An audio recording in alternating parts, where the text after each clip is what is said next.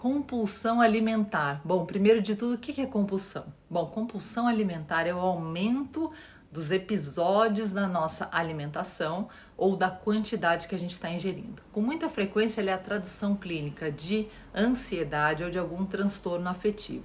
E quando a gente fala o termo compulsão, a gente tem que pensar no ato de compelir. O que é isso, gente?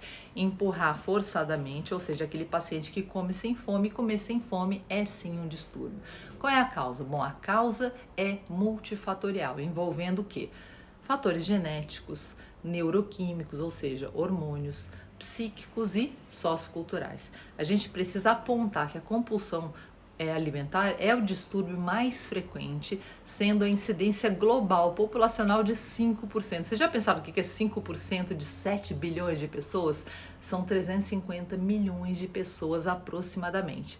E com relação ao sexo? Bom, costuma ocorrer mais em mulheres, 60%, mas a presença em homens, 40%, também é maior do que qualquer outro distúrbio alimentar. É mais comum na raça branca, nos ocidentais e nos indivíduos de classe média ou alta, especialmente naqueles que estão entre os 30 e os 50 anos de idade.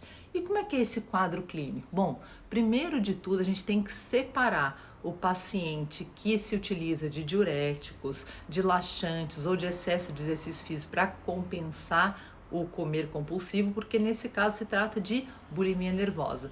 E a gente tem o hábito de pensar em bulimia somente como um ato de vomitar, ou seja, de colocar para fora o alimento ingerido, mas não é bem assim não. É todo ato de purgar, então o abuso de laxante, abuso de diurético entra também. Bom, 25% dos pacientes com compulsão alimentar, eles têm obesidade como tradução morfológica. É fundamental o quê? História clínica, principalmente para que o médico possa entender o hábito do paciente. Existe um estudo que aponta que somente nos Estados Unidos, pelo menos 50% desses distúrbios, eles não são diagnosticados. E como que a gente faz o diagnóstico? Bom, comer compulsivo pode ter vários tipos de manifestações clínicas. Pode se caracterizar por uma ingestão voraz e abusiva, seguida do sentimento de culpa, que os americanos chamam de binge eating, a ingestão voraz apenas de doce sem sentimento de culpa, que são os americanos chamam de sugar crave, a ingestão voraz de salgado ou doce sem culpa. Bom, os episódios são recorrentes e possuem as seguintes características. 1. Ingestão de grande quantidade de alimento em um curto período de tempo, isso é muito importante. 2. Perda de controle durante o episódio, a pessoa nem vê o que está acontecendo. 3. Intensa decepção e tristeza com a compulsão. E pelo menos mais 3 dos seguintes fatores que eu vou falar a seguir têm que estar presentes. Comer rapidamente, comer até ficar desconfortavelmente cheio, não estar com fome, comer sozinho para evitar constrangimento e a recorrência de pelo menos 2 vezes por semana durante 6 meses consecutivos. Como eu já disse, na ausência de mecanismo para tentar compensar laxante, diurético, excesso de exercícios e a ausência também de anorexia nervosa. E vamos lembrar que depressão, sensação de fracasso e ansiedade são comorbidades psíquicas que estão juntas em até 70% do caso. Também pode ocorrer abuso de álcool e drogas. Exames laboratoriais não vão ter nenhum valor para rastreamento de compulsão, dando frequentemente resultados normais e criando a falsa ilusão para o paciente que ele não tem nada e que ele está ótimo.